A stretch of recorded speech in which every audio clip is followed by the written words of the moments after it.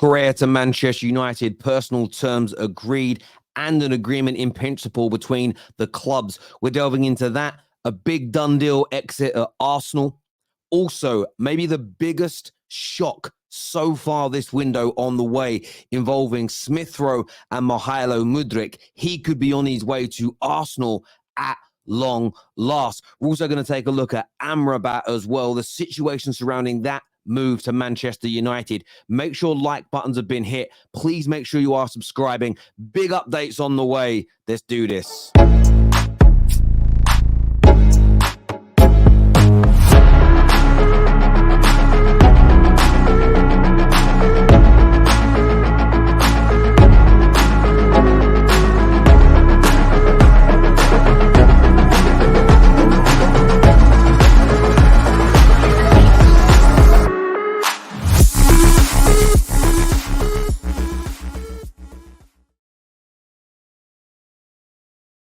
Has shocked many a Manchester United fan. Fabrizio here has updated us, and he said he understands that Man United have reached an agreement in principle with Cucurella on personal terms. The green light arrived on the player's side. Man United won't negotiate with any other left-backs now, as they want to get Cucurella done deal as soon as possible. He is the number one target based on this situation. And as we've said before, I've said before, the Luke Shaw situation looks precarious. The fact that we are looking at a replacement tells you there is a long-term problem manifesting here when it comes to Luke Shaw.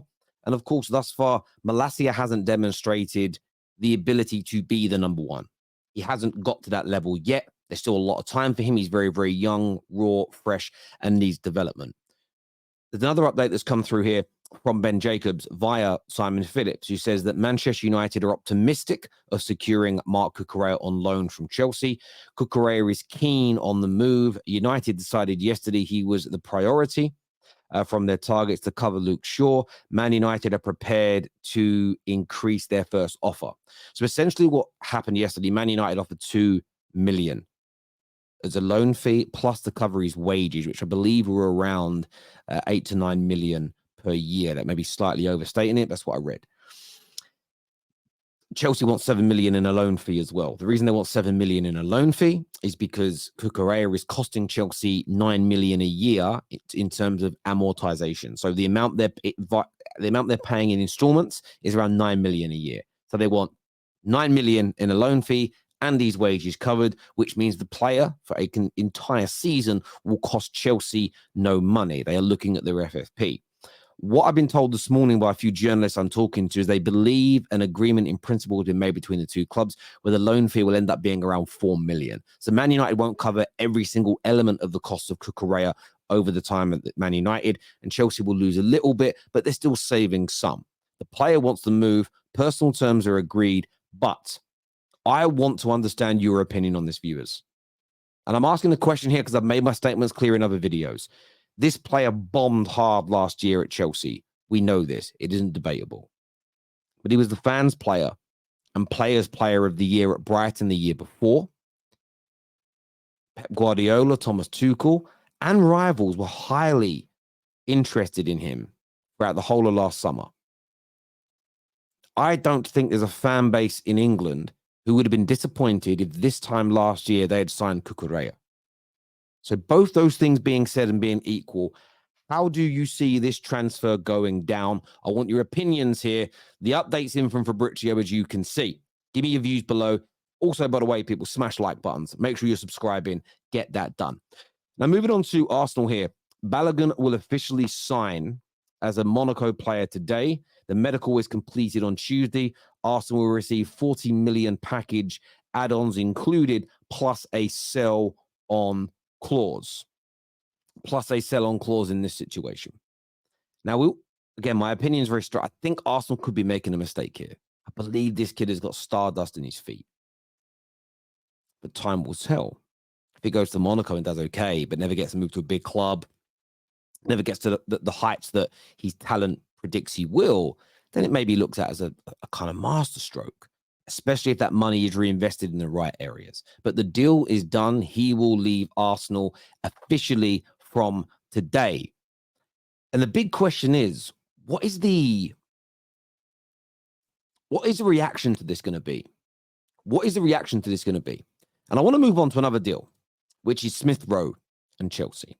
Because yes, this article here says Arsenal send Chelsea a message over Smith Rowe.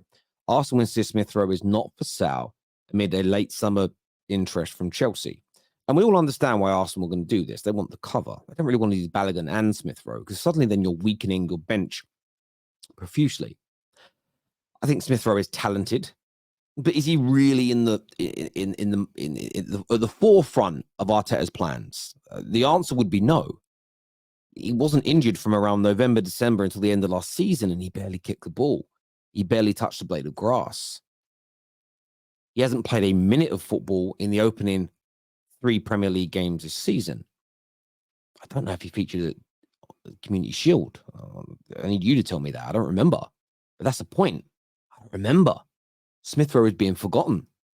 Chelsea are now offering him a route out. Is the player's head going to be turned? Balogun's leaving because he's not getting first team football, and that's what he demands. And some will say, well, you can't demand that, move on. Why Smith Rowe wants first team football?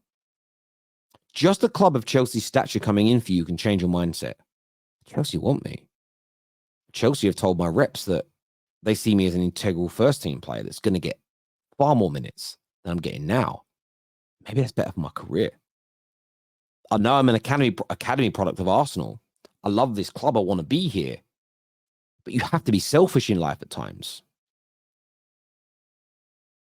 And then maybe one of the most interesting potential transfer coups has been sounded around. That Chelsea inquired about a swap deal last week, Smith Rowe for Mudryk. It was a no from Arsenal at the time, is what's being said. At the time is really key. And now I've seen the airways open up. Arsenal fans everywhere talking about doing this swap deal. Now, I understand that Smith Rowe can play in the central midfield areas and attacking midfield areas. And that's not where Mudryk plays. But with Kai Havertz having joined the club, in my personal opinion, Fabio Vieira being better than both of them, he's just given game time, looking very good through pre-season, the start of this campaign for Arsenal. Where's the game time? Where's the game time for Smith Rowe, even in that position? You've got Partey and Rice and Jorginho that are going to be in their deeper positions. Partey and Rice can also do a more advanced role, not KDB or a Bruno or an Odegaard, but more advanced. Mudryk. Think about this for a moment.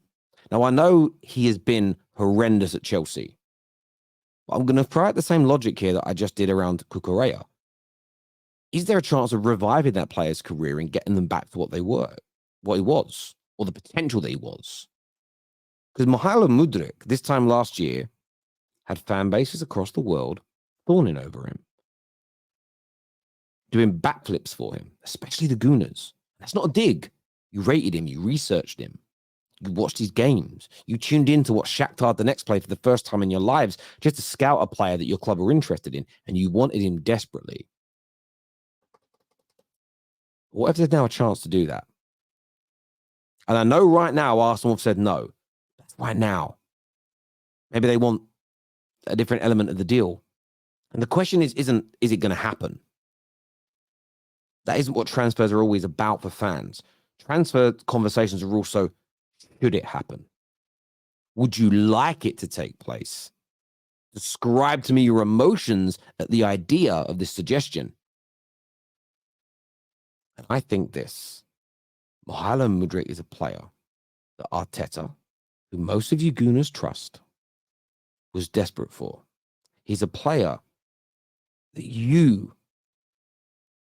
were standing there with open arms waiting to arrive at the airport. You were tracking planes and looking for car number plates, and you were desperate for Mudryk to be an Arsenal player. If we go back to Arteta, how much does he really rate Smith Rowe? He barely kicks a ball now. I know he's had his injury problems, but he's not a crock. He was fit for the majority of last season and didn't play. So could you cash in now on a player who is on the fringes for a young player with bags of potential who your club believed to be a star? Forget 6 months at Chelsea that's gone horrendously wrong. Could that be an option? Would you like it to be? The debate isn't a claim, it's happening. Before any of you go crazy in the comments, I know some of you are weird. Not my terrace community, but the outsiders that come and leave weird comments. Let me know what you think. But as we say, Fabrizio updating there, Balogun will go. The Smith Rowe deal, the Mudryk swap. I want your opinions. Now, going back to Fabrizio, Amrabat. He states he's still waiting for Manchester United to come in for him. He is not training with Fiorentina, even today, as he wants to move to Man United. It was confusing me. I'm not going to lie, I'm confused. Fabrizio is seen as one of the GOATs. I know, depending on what he reports, some people think he's on the take from Chelsea and he's a grifter and a tapping merchant. I don't really believe it's as clear cut as that. Of course, some of the things he says clubs are working on don't happen. He's even had here we goes that have been delayed or fallen through. That's not his fault. He doesn't control the actions of players and clubs and agents. He has no way of controlling that. It's not his fault. But he's been very consistent in Man United want Amrabat. Amrabat wants Man United. When players leave, it will get done. There's 2 days left. McTominay is now heavily linked to a move to Bayern Munich. Strangely enough, almost double the price that Amrabat is being touted at. Let's talk of Højbjerg joining Man United. I'm fearful of that. I think he's a good player, but I think he's McTominay red level. And I think Amrabat is a step up the ladder.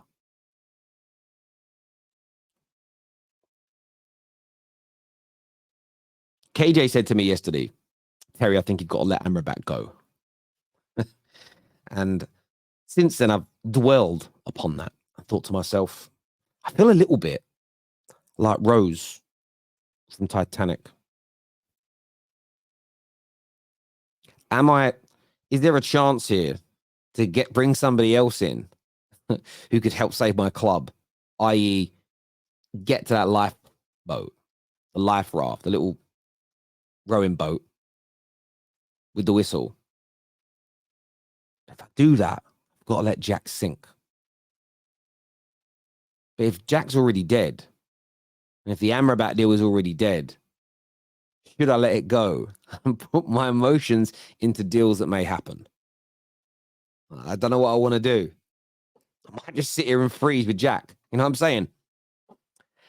I need your opinions on this, because the way Fabrizio reports on this story is so different to that of a lot of other media outlets. But you know what I find really interesting is when other media outlets are saying Man United are going to do X, but Fabrizio doesn't confirm it, people say we can't trust those other outlets until Fabrizio says it.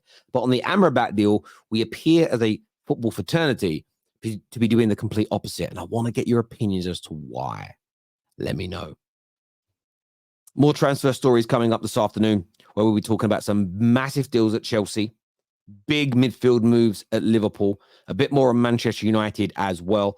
Do me a big favor, people. Please hit the like button. Please make sure you're subscribing to the Football Terrace as well.